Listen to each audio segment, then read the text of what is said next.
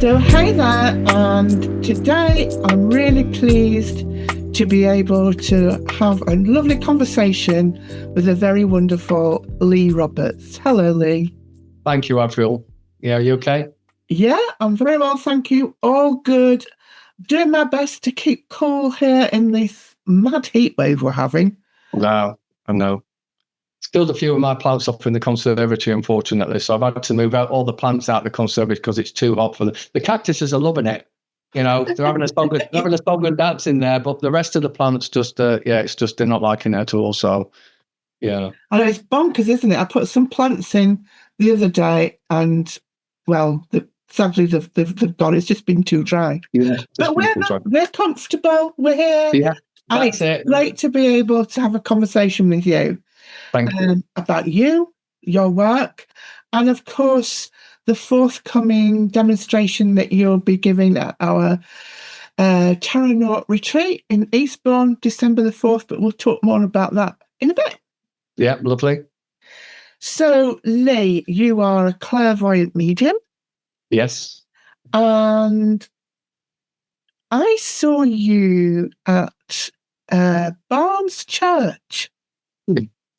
And I have been a fan ever since. Lovely. Oh, bless you. Yeah. I loved your old school approach, your work, with this lovely contemporary twist. Yeah. And I thought it was so enjoyable. I didn't want the evening to end.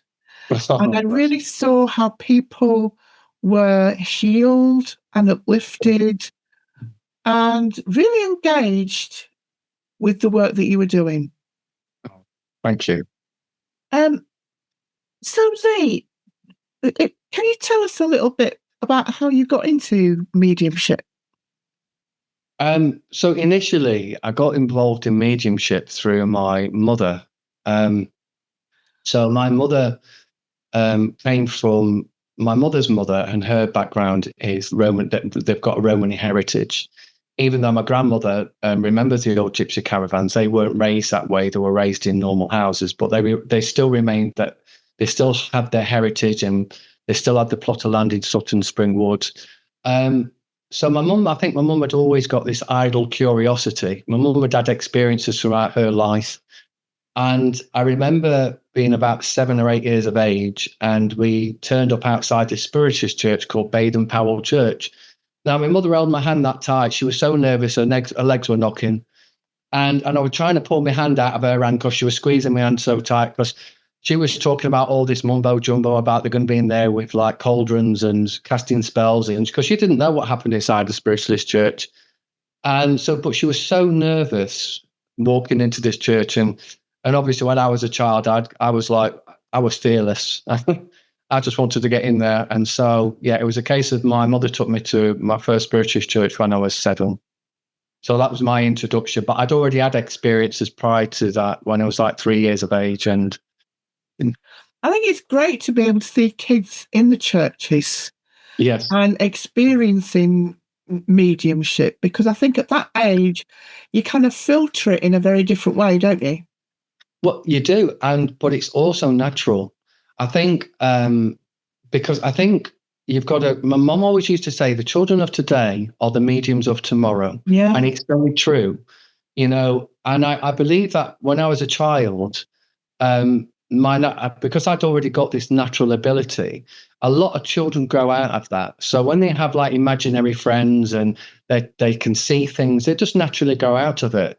Where I think light workers, or the people that are destined to become mediums, remember those experiences, because it's those experiences from your childhood that keep you curious in later life, because it's those experiences that I had when I was young that also kept me interested in spiritualism, because I used to think, why did I see that person? Why did I have that friend or that imaginary friend? And why did that person come to see me? It was always a curiosity.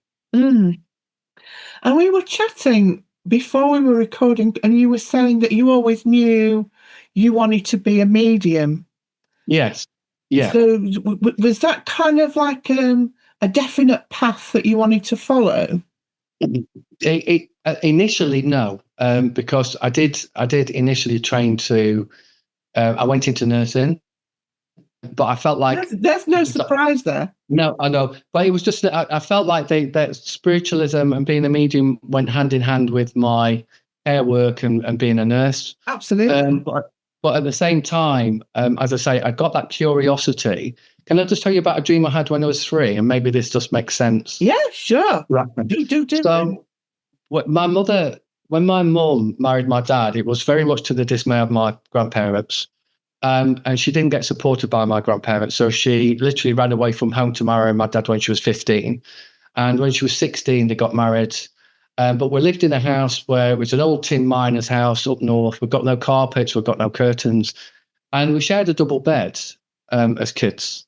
And I remember this one particular night, it being like really windy, it was thundering and stuff. Everything was... and I remember thinking to myself, I don't like it. I was scared. I just wanted to get out of the bed. And I was only about 3. So I managed to get to the bottom of the bed. And as I'm looking down, my feet didn't even touch the floor. And it just looked like a black hole. So I kept thinking, if I jump off this bed, I'm just going to go like down a black hole. And I got myself even more scared and panicky.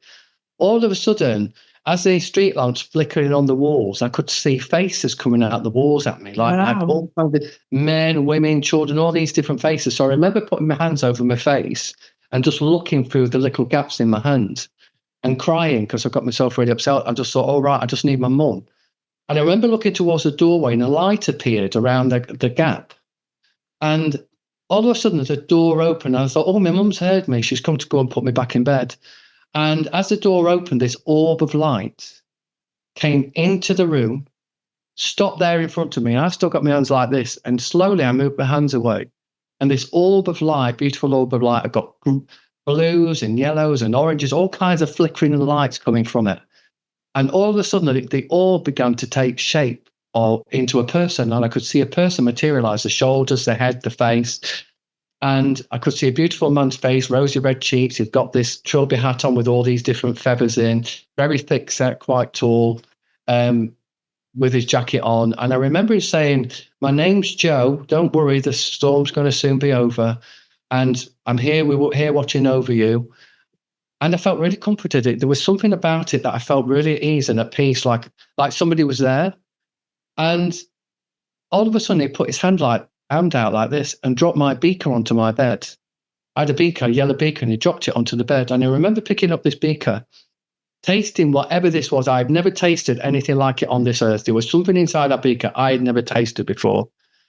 All of a sudden, there was a noise again on the landing. A gentleman turned back into a ball of light, this orb, shot through the door, and the door slammed behind him. Wow. Yeah, the next thing is, my dad came into the room and he said, who are you talking to? Like, who have you been talking to? Get back into bed, you're at school tomorrow. And he picked my beaker up off the bed and he tasted it. And he pulled this right strange face, like as if to say, where have you got your beaker from? That was downstairs in the cupboard in the kitchen. And that was it. I thought no more about it. And I tried to explain to my dad, he wasn't having any of it. But many years later, this cemented my belief in the spirit world. Because I was having a conversation with my mum.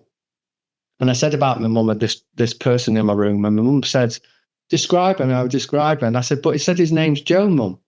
Well, that's it. My mum just started crying. She got herself up really, really upset. She said, you just described your great granddad, and his name was Joe. She said, but the story is, when I was born, my mum's family was still not really talking to her, but my granddad always spoke to her. They always met in secret. And she said, when you were born, I pushed you up in the pushchair to go and see him. And she said, but by the time you got there, she said, I tied your bonnet too tight. She said, you'd gone blue. Oh, my goodness. She said, he got you out the pram. She said, he cut your bonnet off. She said, you started breathing again. She said, he held you in his arms. And he said, if there's an afterlife, he said, there's a heaven up there. He said, I'm going to come back and look after this one. So I never knew that until I was 15, 16 when I had the conversation about my mum. So that absolutely cemented my belief in the spirit world, that gentleman kept to his promise. And I've always felt a great granddad as being that force to be reckoned with behind me most of my life. It's really remarkable. When spirit want to bring a message, they will, one way or another. It might not always be on a day or at a time when you expect it, but arrive it will, and they will really make themselves understood in the most amazing ways. Yeah, very true. Oh, that's really profound, Jim. Very impactful for someone so young. Yeah, but it just cemented me, because from that, not long after that, my imaginary friend, which I know is not an imaginary friend, called Philippa. I remember just because we had a big garden. At the bottom of the garden, there was a bit of a woodland, and I used to spend my time in the woods, and there used to be an apple tree. And I remember walking down to the apple tree, and there's this young girl at my tree, and I'm looking at her going, well, that's my tree. What are you doing sat up my tree? But I remember she's got these like old-fashioned clothes on and really old-fashioned shoes. And she's trying to tell me that it's not my tree, and she's come to play. And I remember looking at her, but her eyes were white.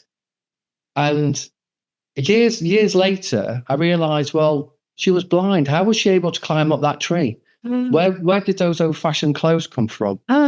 And yeah, we struck up this friendship. But she did tell me something whilst we was playing one day, and she told me to run home because something was happening at home. And what she said was that, I'm not going to talk about it because it's personal, but what she said was exactly happening in the house. So yet again, what that demonstrated to me, what I thought was my imaginary friend back then, in later life I realised was a spirit friend. And she let me know something, and again, that just cemented my belief, not just in spiritualism, but it led me on this path to explore, is there life after death? Yeah. Is there more to this? Yeah. It seems like you were nominated to be an agent for the spirit world and to get the message out there that the spirit world actually does exist. Yeah. And that there is life after death. Yeah. There is no death. No, there is no death. Yeah, we're just, as I say, Doris Stokes used to say, we're just the vessel. We cast off it. Just think of this body as an overcoat. We cast it off, and our spirit's free. We're free from pain. We're free from suffering. We're free from hurt. We're free from that once we leave our bodies. But speaking of Doris Stokes, wasn't she involved with your development? Yeah. So I met Doris when I was. Well, it's a long story, but when I was a child, I was put into a children's home, and the lady in the children's home called Dora, she was a cleaner, and she once noticed at the side of my bed that I got this Doris Stokes book, and we got talking about Doris Stokes and my belief, because Mum had taken me to a spiritualist church when I was 7, and I'd been going to the spiritualist church up till going into care. And yeah, we just got talking about Doris Stokes, and then one day Dora came to me and said, oh, I've got these tickets to go and see Doris Stokes at Sheffield City Hall. Would you like to come? I said, oh, yeah, absolutely. Get really, really excited. She said, I don't think you'll get in. You're too young. So she went downstairs and asked his name was Akbar, who was a care manager. And he said, yeah, as long as it's back by 10 o'clock, I'm all right with that. Well, Dora reached into a bag, and what she did, she got a mascara out and she put it on my top lip. So I looked in the mirror, and I remember looking at my top lip thinking, oh, I've got a mustache. I look great. So I went to do this to scratch it. Don't scratch it. She said, you'll smudge it. So we ended up at Sheffield City Hall, and I was 3 rows back from the stage, and Doris had come on and done her thing. She was a beautiful soul. She had a beautiful energy about her, and a very powerful energy. And luckily, Dora got a message from her. And Dora's dad had come through, and and various other bits and bobs. And then all of a sudden she turned and she said, are you Lee? And I just looked at her, and she said, you're a little bugger, you are. And I thought, oh, you've got that right. Yeah. I thought, oh, she's marvellous. And all of a sudden she just stopped. She says, I know. She said, you'll come and have a word with me in my dressing room afterwards. Wow. And the whole audience just went, oh, because she never did that. She just got on and went home. Yeah. So me and Dora were sat in a dressing room, because they both smoked as well. So they were both having a fag and a cup of tea and a little chinwag. And then all of a sudden, Doris turned around and said, would you mind if I called him like once a week and just have an hour or so with him on the phone, just to give him a few pointers on how to develop mediumship? And Doris said, oh, I don't know. She said, I'm going to ask the care manager. And Doris said, well, why is he in care? And Doris said, yeah. But anyway, she asked the care manager. He was fine with that. And then Doris rang me for 6 weeks and gave me 6 lessons over the phone for just sometimes 40 minutes, sometimes an hour. And we'd have a bit of a chinwag, but she was very good at talking to me on my level, like a child, but also there was an adult twist to it. So she never went in too deep. So it was something wasn't I understood, but I remember those lessons very well. And then she said to me at the end, she said, I'm going off to my caravan now for a few days. She said, I'm going into hospital. She says to have a major operation. So she sent me a book. I've still got the book at the side of my bed. And she signed it and she said, Lee, never forget the lessons I taught you. Love, Doris Stokes. And yeah, so she went to the caravan and then went into hospital in the May. And as most people know, she died on the operating table.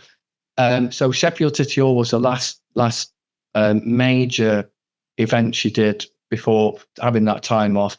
Wow. But I always think maybe she just wanted to pass something on to somebody, because what people forget about Doris Stokes as well, Avril, is, you might know this, she was very closely linked to Lewisham Spiritist Church. Doris Stokes was the medium for 30 years prior to becoming famous. She was only famous for 7 years of her life. So for 30 years, she did what we did. She worked hard. She did reading. She ran circles. She went up and down the country doing demonstrations, and then she went to work for the SAG. But she was a working, practicing, just a normal, average medium way before she ever became famous. And recently, I've just become very close to her autobiographer, Linda Dearsley. And Linda pointed out something recently to me, because she turned around and she said, do you know, Lee, maybe Doris took a shine to you because she found out you was in care. And when she found out you was in care, John, her husband, was adopted. He was in care and was adopted. And they actually adopted their son from a children's home, Terry. So she'd got this thing with, maybe got this thing with children's home or children in care. But she just had this affinity with children. She just had this grandmotherly, motherly kind of love about her, where she just loved and adored children. And I understand she was really special. I mean, she used to fill the Albert Hall, didn't she? Yeah. And as far as I'm aware, correct me if I'm wrong, but she had an affinity with parents who'd lost a child. Yes, absolutely. And I think she was very much, and the thing I love, because the more, as I got older, I tried to do a lot of research into Doris Stokes, but a lot of stuff was either missing or files were closed off, etc., etc. But Doris would get a letter from a grieving parent, and she'd be sat there reading at 10:30, and she'd pick up the phone straight away. She'd be speaking to a grieving mother at 10:30, sometimes 1 o'clock in the morning. And she'd do this for free. She never wanted something from it, because she realised she didn't want that mother or that parent to be in grief or grieving for months and months. She just wanted that person knowing that their loved one is their child is still alive in a better place. And it was remarkable. And I remember the poem she wrote. It's all that poem she wrote for her children. I always, sometimes when I'm in a spiritualist church, I say it just to remind people that their children go on to play in, they call it the castle, the children's castle in heaven. And it's beautiful. Yeah. And again, before we started recording, you were talking about mediums of the 80s and 90s. Yeah. And there were some really great ones. Yes. At that time, but people like Doris, who left this remarkable legacy of mediumship. Who else stands out for you from that time? So I'll for me, I met Gordon Higginson when I was 16, because Gordon Higginson invited young comers to mediumship when I was 16 down to Stansted, and he allowed them to either give a bit of philosophy or give messages from the stage in the main hall at Stansted, which was beautiful. So I met Gordon, and he gave a demonstration, and I was very impressed with Gordon's delivery and how direct he was. And he always used to say 3 no's and that's it, I'm moving on. So he said, think quick. He says, I understand sometimes you can't take it, but he would boil you down, because a lady would go, oh, yeah, I do know Bill. She said, but I don't know where I know him from. And then he'd go, oh, you know him from number 23 Hall Street.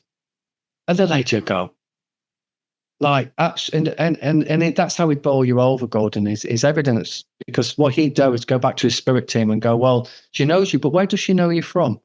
And he was very accurate in his description and his mediumship.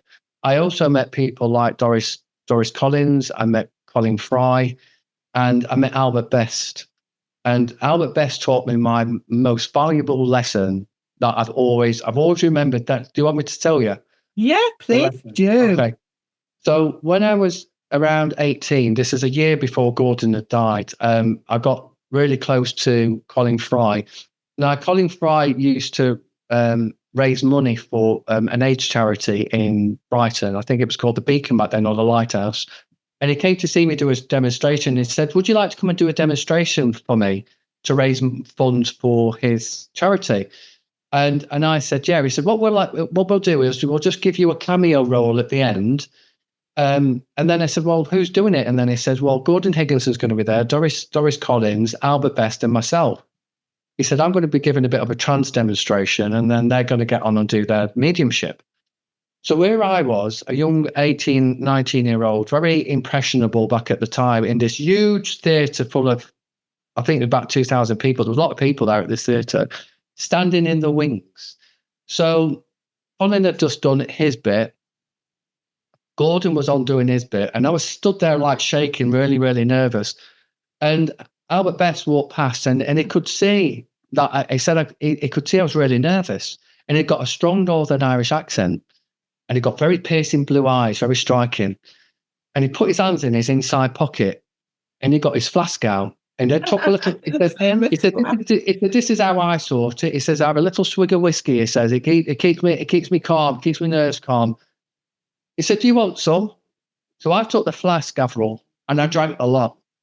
I drank the whole lot of whiskey. Yeah. Well, there was still like Doris Collins to get on and do her bit, and there was still Albert. He needed to get on and do his bit.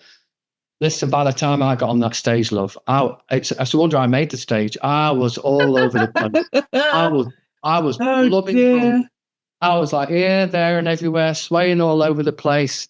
And I thought, at one point, I thought they were going to drag me off, but everybody was laughing. It had the theatre in absolute uproar. Even Doris Collins, she didn't smile much, or she laughed that much back then, but I could see her laughing her head off with Gordon Higginson in the back. And I remember Albert Best's words when I drank that whiskey. He said, "That'll do it. That'll do it," he said in his strong stories. Right. But there's a lesson to that, yeah? Never get drunk and do a demonstration. Yeah, never have a drink and do a demonstration. It taught me a very valuable lesson about drinking and not doing a demonstration. But luckily, it did cause a lot of hilarity, and I bonded with Gordon Higginson after that as well. It was amazing how I just bonded instantly with Gordon Higginson. And I did a couple other things with Colin Fry after that. But I think again, me and Colin had to go our own ways. Colin had to go off and do his thing, and I had to go off and do mine, which was beautiful. But as I say, I was fortunate at that time to have those experiences. And it's interesting because from my own experience, I have found that alcohol and mediumship, they don't mix. No, they don't. They don't at all. No. But thank you for sharing that. That's a really good story. Albert Best, he was very connected to the London Spiritualist Mission, wasn't he? He was, yeah. It's mad. It's now sometimes our spirit take you back to a place, because now I'm going to be connected to that church through running a circle shortly. And how I was meant to be taken back to the London Spiritual Mission, maybe because it was Albert Best working from beyond. As long as there's no whiskey involved, we're okay, love. Bless him. Yeah. So what do you think is your most memorable moment of being a medium? What comes to mind? There's a lot springs to mind. I just love the messages I do get from children or people that have committed suicide, bringing love and hope back to their parents. But I'm just going to mention one message that's really stood out to me many, many years ago. So I lived in a place called Hitchin in Hertfordshire, and a lady just rang up and booked a couple of readings for her and her friend. And her reading was absolutely, she was really bowled over by the message she got. But then this young man came to sit in where I did my readings was upstairs. I converted one of the rooms into my sitting room. And he came and he sat down And all of a sudden, I started to describe this flat, and I said, it's quite dark, full of grey. And I said, describe this settee. And like he likes to play video again. Now, he accepted all of this. And then I said, who's Dean? He said, my brother. So all of these. And then I said, they're talking about Carol. Who's Carol? And then he said, that's my mother.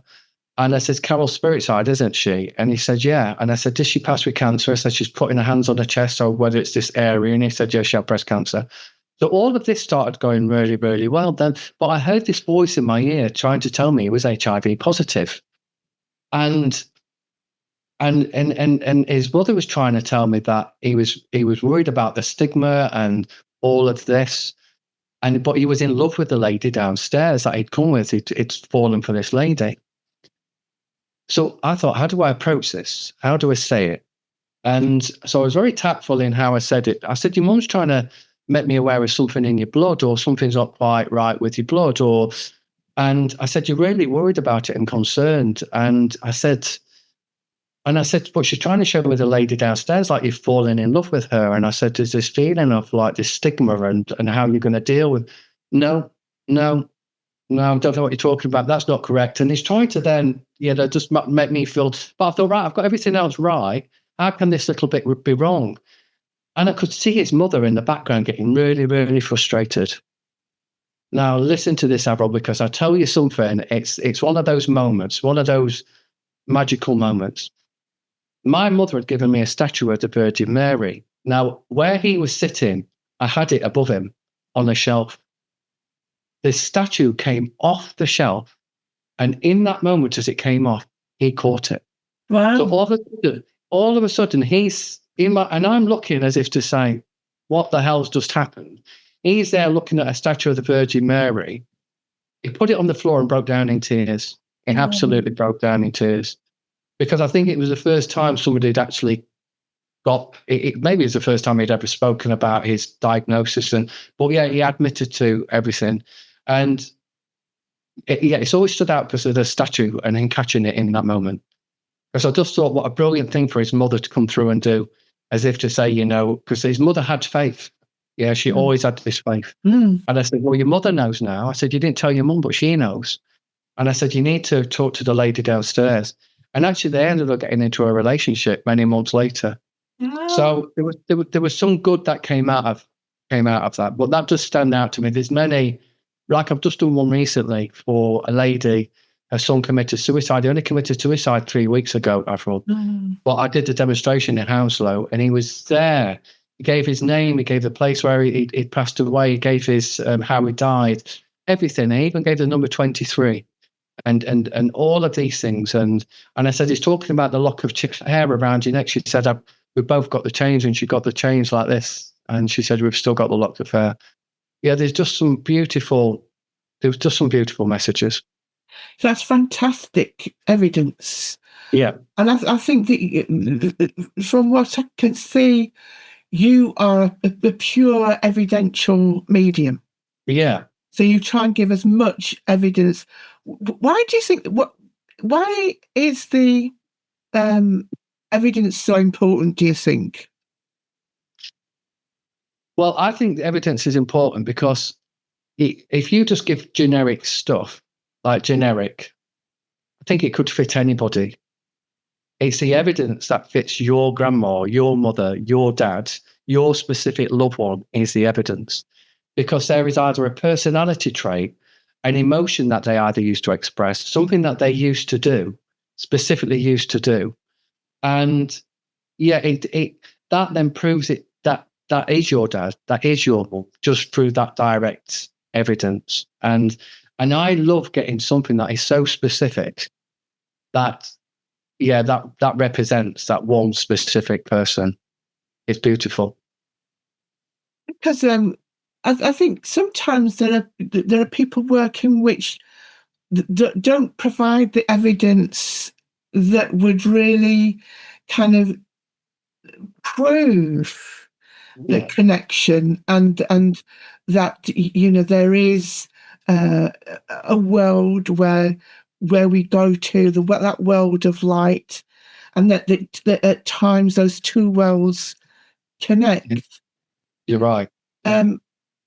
So yeah, we can say that the evidence is really important, but it's also about the story, isn't it? The evidence becomes part of a story, doesn't it? Yeah, 100%. Because, like we said earlier, there's a beginning to a message, which is a person. I'm here. This is who I am. They may say, "Look, my name's Bill, and I need to speak to my daughter."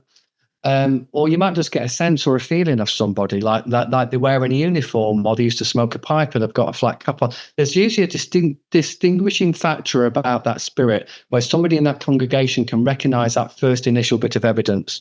And then obviously we get to the message, which is a bit in the middle that the spirit then wants to relate to the person.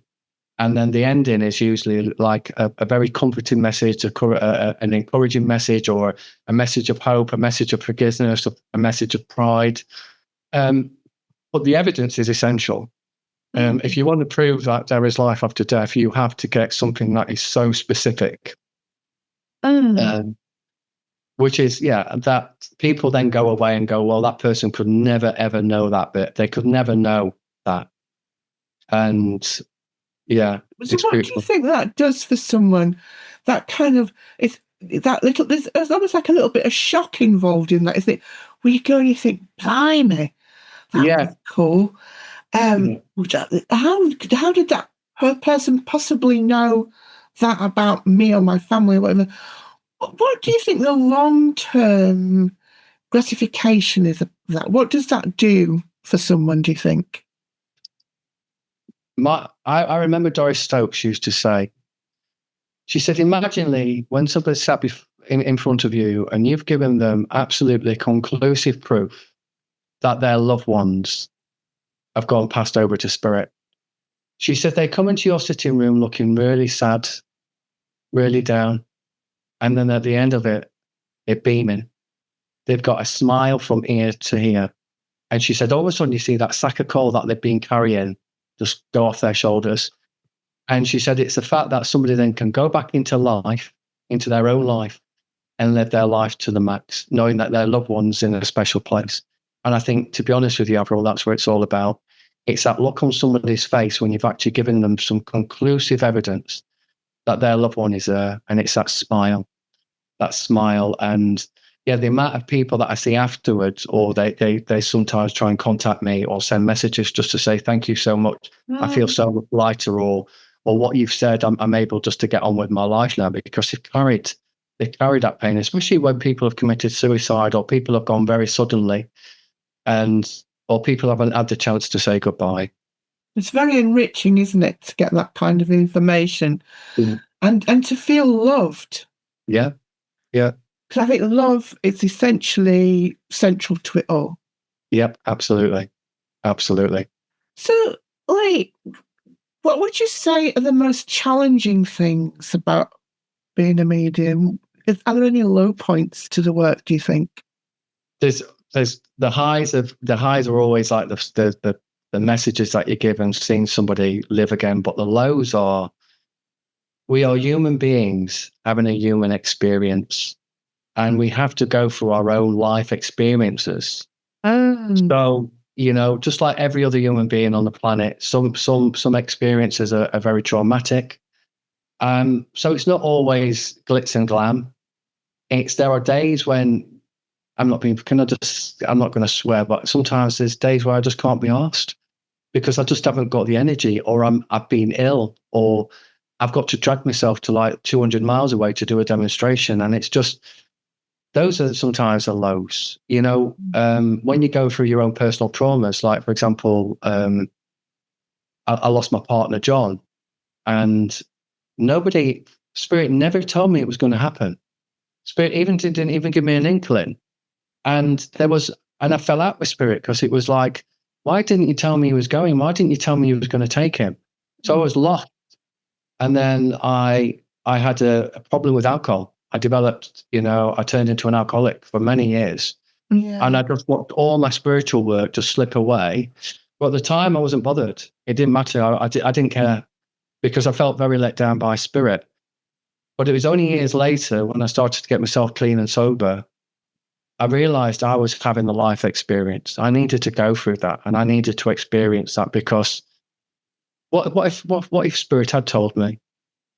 I could have tried to change John's fate, but they might have still taken him anyway, because that was his destiny. So yeah, I had to go through grief like other people do. I go through family dramas, all the stuff that, as I say, it's not all glitz and glam. And we can't stand in the way of other people's destiny. We can't change the course of the river that way. You're right. But we can change the course of the river in terms of how we perceive life. Yeah, and how we deal with it. And because I think a good medium, a good psychic, a good tarot reader, anybody who works in the spiritual field, anybody worth their salt has come from a whole litany of difficult experiences. Right. Doris used to say, good mediums have to go to hellfire and back. Because why do you think we do that? I think because the reason, the way I've always thought about it, or I've seen it, is this: if you get somebody to come to you for a reading and you're sat there with them who, for example, had an issue with alcohol, you can relate. If somebody's lost their mother and you've lost your mother, you can relate. If you've lost a partner and somebody sat there with you, can relate. We have to go through all these life experiences in order so we can sit down with another human being and just say, I understand, I know, and I can feel that pain. I can feel exactly what it is you're going through. It's you're relating to their story. And I think, so I think mediums are put through all this through hellfire in order to be able to sit down with anybody. As I say, and we know how to create that space, don't we? Yeah, where absolutely. the love can happen. Because I don't think we by ourselves heal anyone. I always say we don't come into this work to help people. We come into this work to love people. Yeah. Because it's the love that kind of does all the connection. Yeah. And fires up and holds that healing energy. You're right. But I think love is a universal language as well. Yeah. So love is something that the whole world relates to.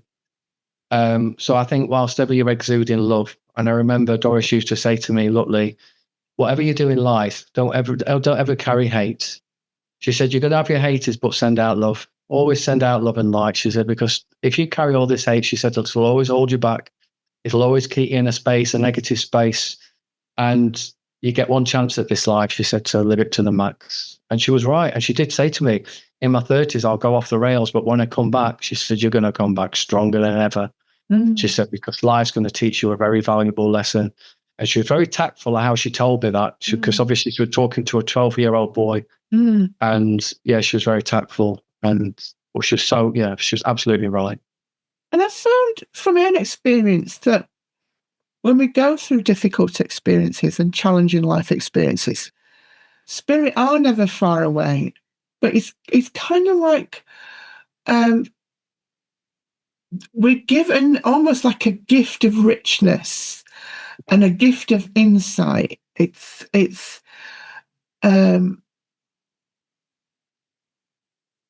gift of wisdom. And that wisdom then we can take forward and use for the greater good. Yeah. And I think that we get a lot out of that. Yeah. We get our own healing. We get what we need in order to do this work. Yeah, you're right. Because we spoke earlier, I always think that Jesus was the natural healer. He was a natural clairvoyant. He was naturally connected. And the mediums that are in the world at the moment are just his voice. They're just bringing. They are messengers. We are just messengers. We all come from the same source. We all cut from the same cloth.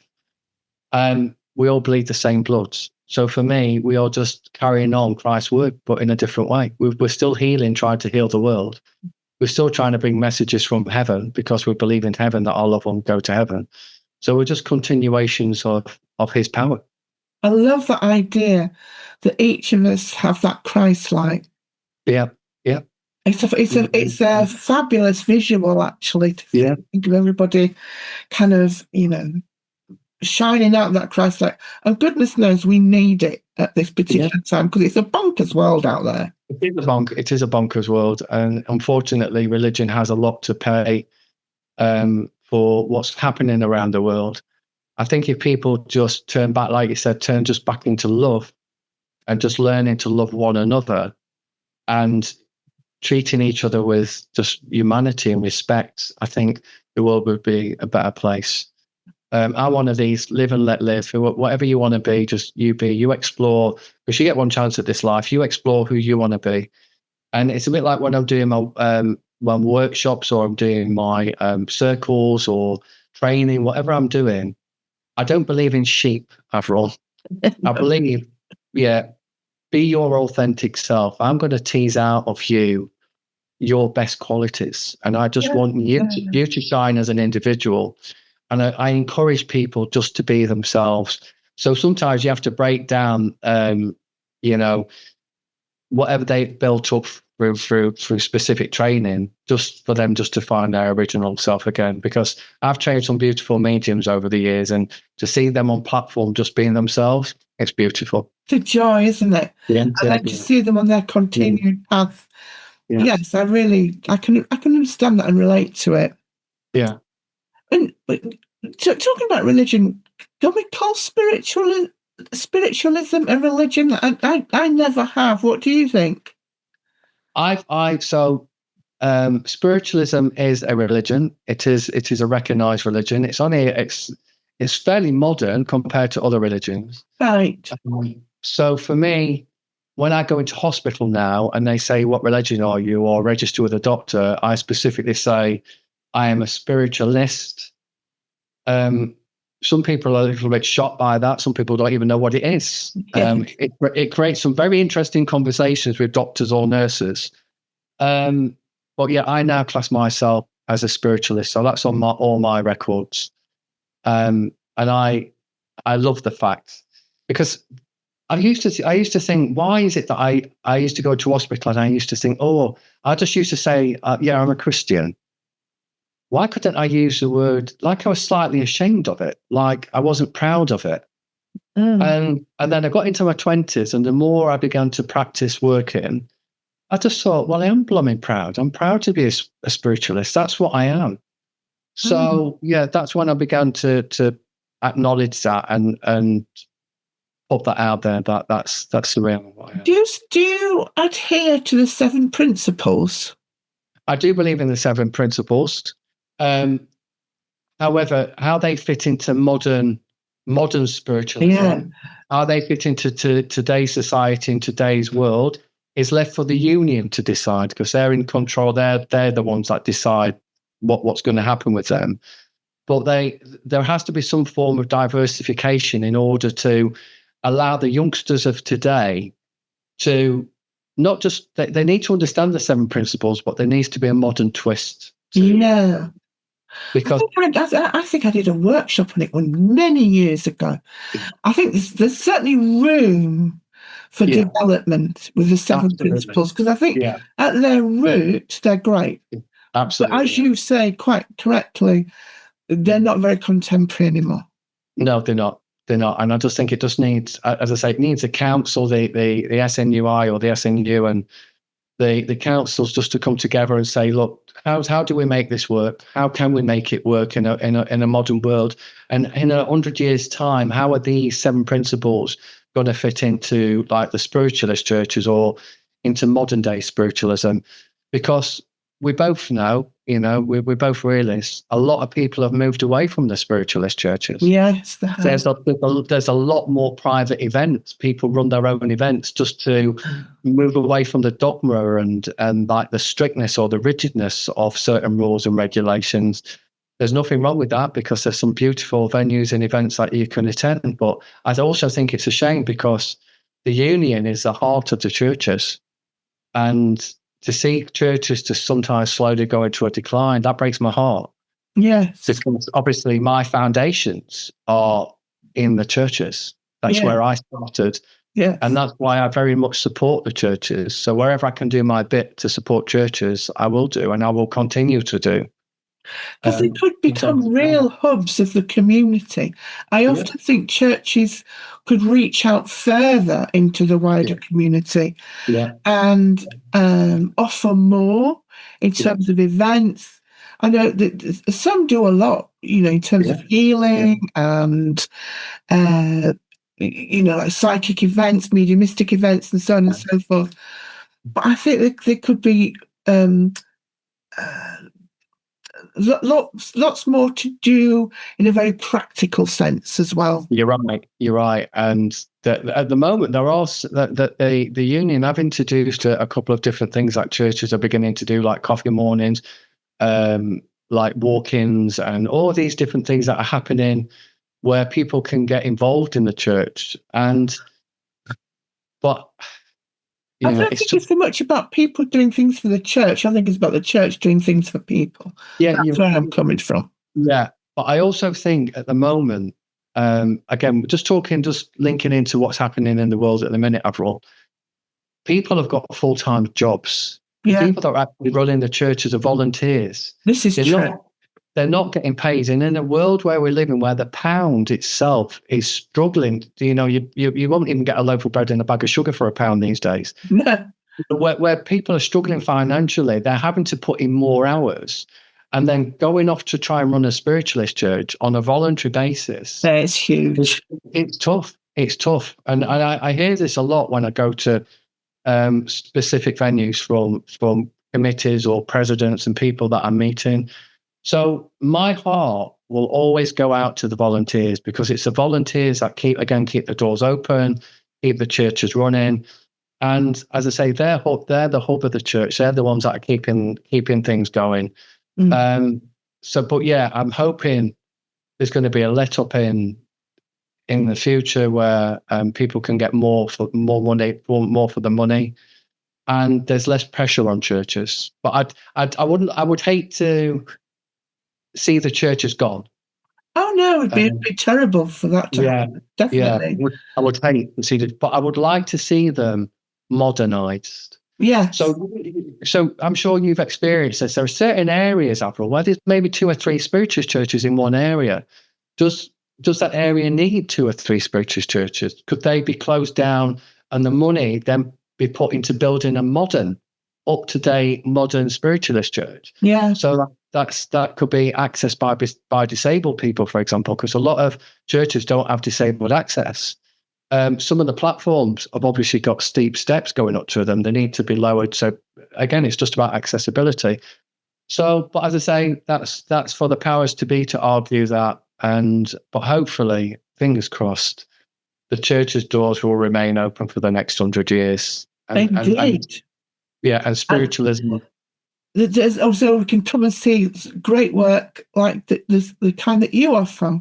Yeah, that's it. So I just wanted to ask you, because I remember when I was serving the churches, and it really is a dedication, isn't it? So when everybody else is having their Sunday roast in the winter or the barbecue in the summer, I was off on a train somewhere because I don't drive, and some back beyond, some scout huts sometimes even, How do you find that? Cause I think because you regularly serve a church or a centre. Yeah. How did you find it grueling going to different places, or have you got it pretty much down by now?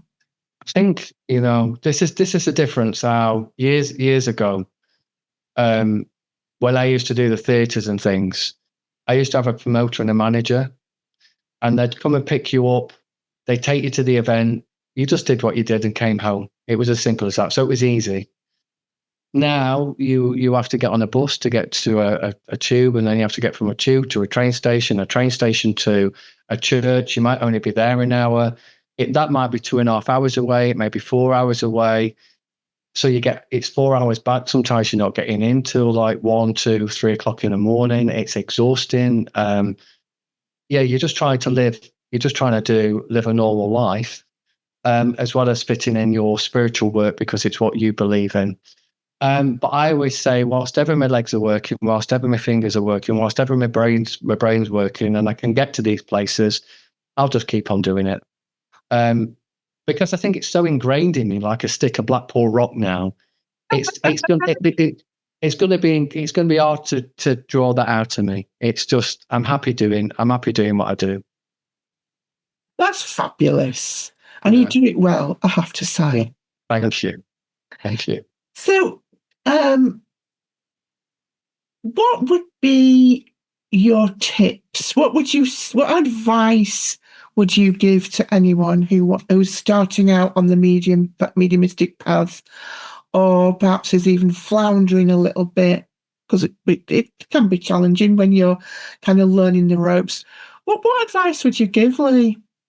I think like the first thing is don't rush to be a medium. It's like take your time. To become like trustworthy, because building up trust amongst regulars is important. Try and join the right kind of training. Training's vital when it comes to good mediumship. And I think if you find a good teacher or a good tutor, stick with that teacher or that tutor or that development circle. Sit in the quiet and learn the difference between genuine spirit communication and never be afraid to say, I don't know. Yeah. I think a lot of people just think they know it all, some people, but never be afraid, because I think your greatest development will not come from chasing evidence or recognition, but from strengthening your own character. So, so your compassion and your discipline is important. Remember, it's all about compassion and discipline. Remain humble, protect your integrity, and remember that every message being received is by a human heart. And that may be grieving or vulnerable or searching for hope. So, mediumship's not about ego. It's about being of service. Let your own ability grow slowly, honestly, and naturally. It's just finding your own foundations. Spirit will always build on your own foundations. People will always try and knock you back as well. The better you get, people will always try and knock you back. Indeed. Well, just think what I used to think. Bugger them. Bugger them. Let them. Because some people will say some horrible things and try and put some horror. Doris Stokes had it. All the greatest mediums have had it. Yeah. Just let them. Just don't let it affect your development. Keep on going, because you're going to have tough days. And I think it's about trusting that compulsion. I find that it's when you're meant to be working with spirit, there's like this inner drive that you can't shift. You feel compelled, like there's a magnet. And I think it's ultimately about trusting that, isn't it? It's trusting that process. It's trusting spirit, because spirit will, once you've got the foundations in place, spirit will build the rest. Yeah, they will take you where you need to be, and they will introduce you to the right people. But I think it's always, again, reaching the best of your own potential, because we all have limits, and some people are not destined to be mediums. They may be destined to be other things. So it's about not just exploring one specific avenue and thinking, I want to be a medium. Because that's not the way it always works or the way it always pans out. So I think exploring everything. Like I did. I explored healing, I explored tarot, I explored ruins, I explored all kinds of different things. Yes. But spirit always brought me back to mediumship. Yes. And that's where I'm comfortable. Accept and surrender. That's the one. We like it. Yeah. I like the surrender bit. It's been lovely chatting, Lee. Well, thank you. So I think what leaves us to say that you do have a YouTube channel. Yeah, I do. Yeah. So if people type in Lee Roberts, they'll find you. If they type in Lee Roberts Medium, then they can just see the couple of things because I posted a couple of things on there with Doris Stokes. Okay. And going forward, that's going to be anything where I get my church services like recorded and things.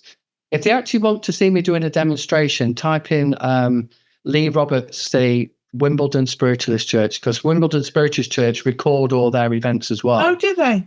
So recently, I've just done a demonstration there. So if you want to see my style or how I work, they can. They can. And how do we know where you're going to be working? So maybe do you have a list of places? I'm getting round to getting onto Facebook, Avril. So at some point, I will be back on Facebook. We shall be looking out for you. Yeah.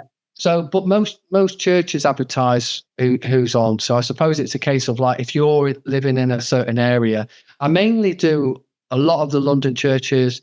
I do the coast, like Worthing, Bognor, Littlehampton, all the Sussex coast. Yeah. I do go a little bit further up north as well. Yeah. So I'm there. I'm out and about, Lev. You're out and about.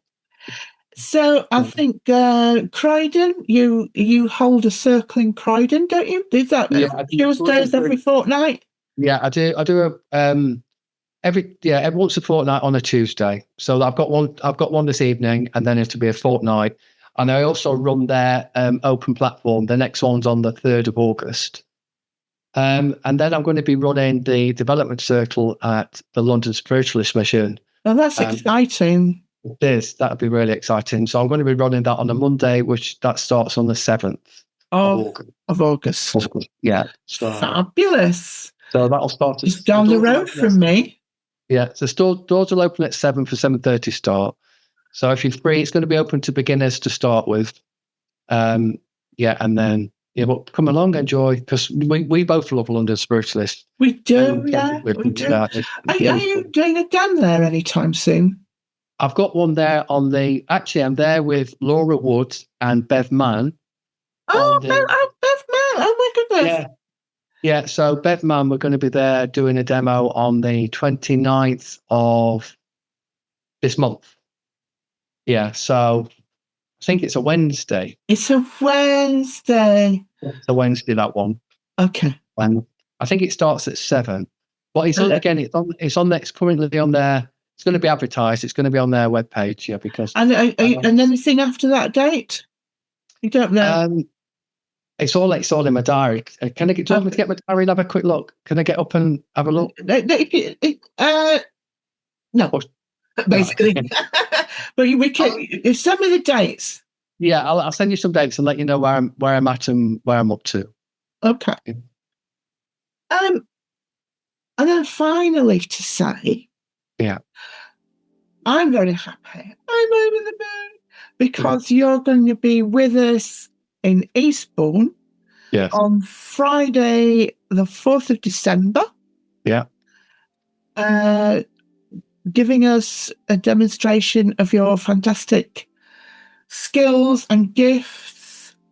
And I'm just so happy to be able to roll this out for the people coming to the Chatsworth Hotel. Yeah. For my tarot and mediumship retreat. It's an annual retreat. We have it every year. It's our 12th year. We were in Glastonbury for 11 years. And this time we've decided we want to work with the element of water. So we've ended up in Eastbourne. And I was so thrilled when you agreed to offer us a slot. So, 4th of December, Chatsworth Hotel, Eastbourne, with the lovely Lee Roberts. It's going to be great. And I say, if it was anybody else, apart from you, I might not have done it, love. Oh, because not just being a northern lass, but I think we just gelled, didn't we? We really, I think from the first time I met you, there was just this connection, and there was a warmth, and I just felt like we really just got on. And I believe in you.